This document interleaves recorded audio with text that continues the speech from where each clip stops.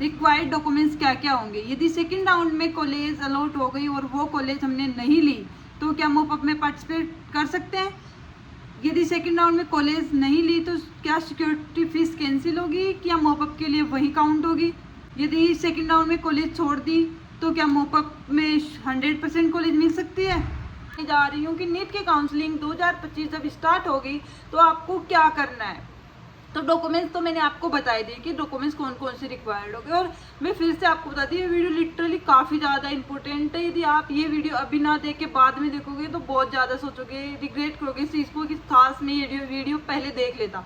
तो देखो, first round जब अपनी काउंसलिंग स्टार्ट होगी तो सबसे पहले अपना होता है रजिस्ट्रेशन। ठीक है, रजिस्ट्रेशन उन बच्चों का होता है जिन बच्चों के मार्क्स कट ऑफ से ज़्यादा होता है। Cut off in the sense कि एनटी के कट ऑफ से, कि इन द ओबीसी जनरल के लिए 120 के आसपास होंगे। क्वालिफाइड जो मार्क्स होते हैं उनकी बात कर रही हूँ मैं, वही बच्चे काउंसलिंग में पार्टिसिपेट कर सकते हैं। सेकंड, काउंसलिंग में रजिस्ट्रेशन होने के बाद बच्चों की होती है, रजिस्ट्रेशन के पैसे कट होते हैं, मतलब फीस कट होती है 1000 के आसपास। और उसी के बाद यदि मतलब रजिस्ट्रेशन होने के बाद जब चॉइस फिलिंग की डेट आती है तो वहाँ पे उस टाइम पे होती है security fees cut. Security fees centre के लिए 5000 के आसपास होती है, और जनरल के लिए मतलब 10,000, और ओबीसी के लिए 5000, और कैटेगरी के बच्चे हैं उनके लिए भी 5000। उसी के बाद चॉइस फिलिंग होती है। चॉइस फिलिंग के बाद अपनी चॉइस के हिसाब से अपन कॉलेज मतलब फिल करते हैं। इसका डिटेल वीडियो मैंने पहले ही बना दिया है कि आपको कैसे चॉइस फिलिंग करनी है, और इसकी मैंने पीडीएफ भी अपलोड कर दी थी, आप प्रीवियस वीडियो में जाके देख सकते हो। उसके बाद चॉइस फिलिंग में चॉइस लॉकिंग होती है। यदि आप चॉइस लॉकिंग टाइम पे कर देते हो तो ठीक है, यदि आप टाइम निकलने के बाद चॉइस लॉक करते हो तो वो ऑटो लॉक होती है, क्योंकि फिर आपके पास कोई ऑप्शन नहीं होता। और चॉइस लॉकिंग होने के बाद आप चॉइस फिलिंग में कोई भी चेंज नहीं कर सकते हो, मतलब जिस सीक्वेंस में आपने रखी है वही सीक्वेंस फाइनल माना जाएगा फिर, और आप इसी सीक्वेंस में मतलब कोई कॉलेज चाहते हो। सेकेंड बात चॉइस, फिर आता है रिजल्ट।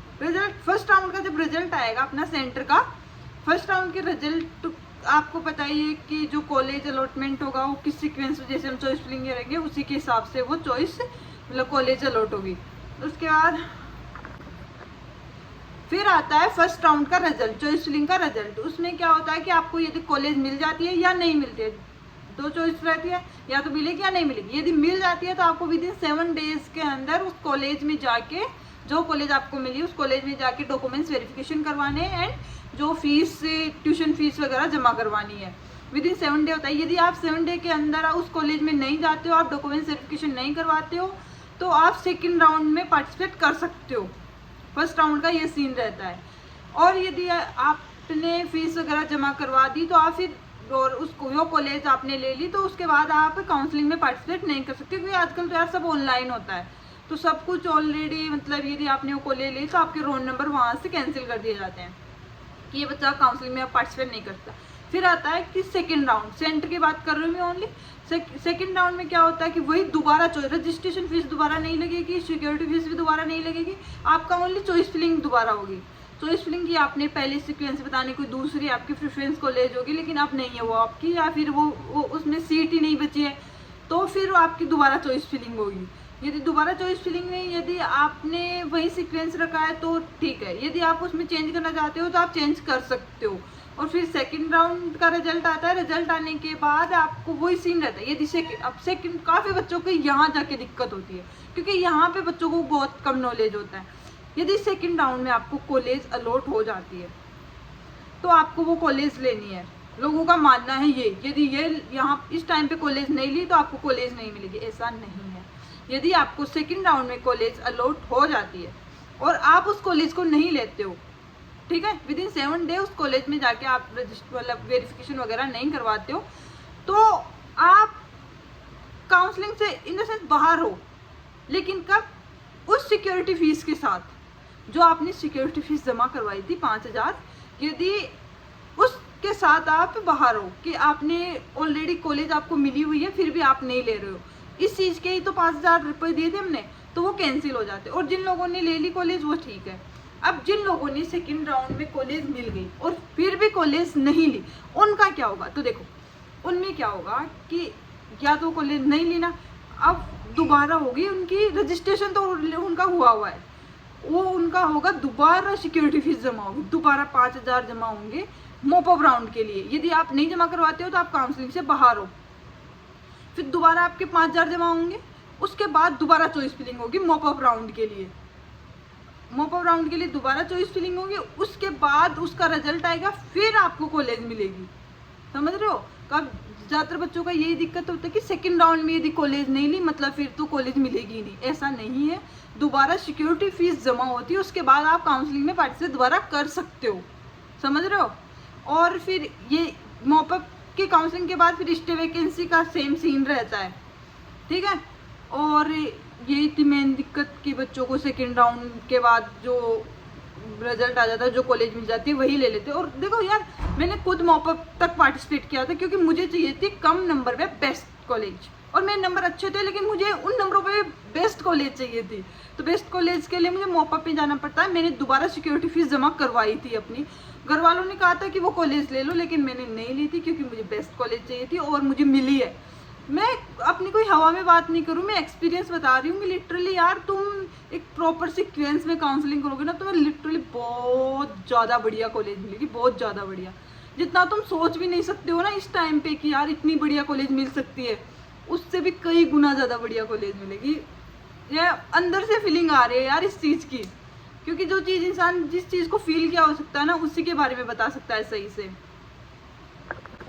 और कोई बच्चा जिनको मतलब ये कि सेकंड राउंड में कॉलेज मिल गई लेकिन कहीं दूर है, वो उसकी मतलब चॉइस के हिसाब से सही नहीं है और वो चाहता है कि वो अब दोबारा चॉइस फिलिंग करवाए, तो देखो डरने वाली कोई बात नहीं, वहाँ 5,000 रुपये आपके जाएंगे। लेकिन और सबसे इम्पोर्टेंट बात, यदि और आप बोलते हो ना कि ये 5,000 का क्या होगा, जो सिक्योरिटी यदि आप सेकेंड राउंड में कॉलेज ले लेते हो या फर्स्ट राउंड में कॉलेज जो आपको मिली है वो ले लेते हो, तो विद इन मतलब 2-3 मंथ या 1 मंथ के अंदर वो पैसे वापस आ जाते हैं आपके जिस अकाउंट से आपके पैसे कटे थे उसी अकाउंट में। तो इस चीज़ का भी ध्यान रखना है कि कहीं आप ई मित्र पे जाके काउंसलिंग करवा रहे हो या फिर खुद कर रहे हो तो आप उसी अकाउंट अपने अकाउंट से कटवाना पैसे। यदि आप उस अकाउंट से नहीं कटवा रहे हो तो पहले उन लोगों को बता देना जिन लोगों का अकाउंट आप लगवा रहे हो, पैसे कटवा रहे हो, कि ये पैसे वापस आएंगे तब आपको मुझे वापस देना होगा। क्योंकि काफ़ी बच्चों को इस चीज़ का नॉलेज नहीं होता कि वो पैसे कहाँ जाते हैं और वो ही रख लेते हैं उन पैसों को। तो देखो इस चीज़ का भी ध्यान रखना है, क्योंकि जो अकाउंट होता है तो उनके पास तो वही अकाउंट डिटेल जाती है, मतलब ऑटो रिफंड होता है वो, ठीक है। और जिन बच्चों ने नहीं ली उनका तो वो कट हो जाता है। और फिर मॉपअप में जो 5,000 सिक्योरिटी फीस आपने जमा करवाई है दोबारा, जिन लोगों ने सेकेंड राउंड में नहीं ली थी, उनके भी वो 5,000 रुपये वापस आते हैं जब मॉपअप में कॉलेज मिल जाती है, वो कॉलेज ज्वाइन कर लेते हैं। उसके बाद वो फर्स्ट राउंड सेकेंड राउंड और मॉपअप राउंड की एक साथ ही वो फीस 5,000 या जनरल के लिए 10,000 वो वापस आते हैं उसी अकाउंट में। और ये एक डाउट था। और एक डाउट बच्चों का रहता है, बच्चों के पेरेंट्स का ज़्यादा डाउट रहता है कि यदि सेकेंड राउंड में हमने कॉलेज नहीं ली, हमें सेकेंड राउंड में कॉलेज मिल गई और हमने नहीं ली और हमने मॉपअप में पार्टिसिपेट किया और हमें कॉलेज नहीं मिली, तो ऐसा नहीं होता है। मॉपअप में बिल्कुल कॉलेज मिलेगी आपको, क्योंकि जो आपने सीट छोड़ी है वो तो आपके लिए सेफ है ही ना इस टाइम पे, वो तो बिल्कुल सेफ है ना। यदि आपको कोई और कॉलेजों में सीट खाली नहीं रही सेकेंड राउंड में, सारे बच्चों ने ले ली और आप ही छोड़ रहे हो, तो पहले वो आप ही को मिलेगी ना कि किसी दूसरे बच्चे को मिलेगी, ठीक है।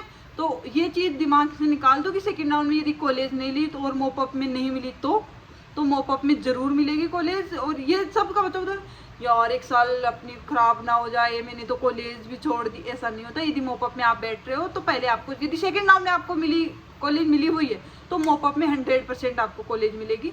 और यदि फिर मॉपअप में जिन बच्चों को नहीं मिलती उनका स्टे वैकेंसी राउट होता है, उस टाइम पे चॉइस फिलिंग दोबारा नहीं होती है, वही चॉइस फिलिंग सेम रहती है। यदि बच्चों का या फिर उनके पेरेंट्स का कोई भी डाउट है काउंसलिंग से रिलेटेड तो आप मेरे को कमेंट बॉक्स में कमेंट कर सकते हो और बता सकते हो कि आपको क्या डाउट आ रहा है, तो मैं उसका प्रॉपर आंसर करूँगी। क्योंकि यार देखो काउंसलिंग के टाइम पे सबको कुछ ना किसी चीज़ को लेके डाउट होता ही है, तो बिल्कुल टेंशन फ्री होके बिल्कुल मैसेज कीजिए, मैं आपको ज़रूर सब मतलब रिप्लाई करूँगी।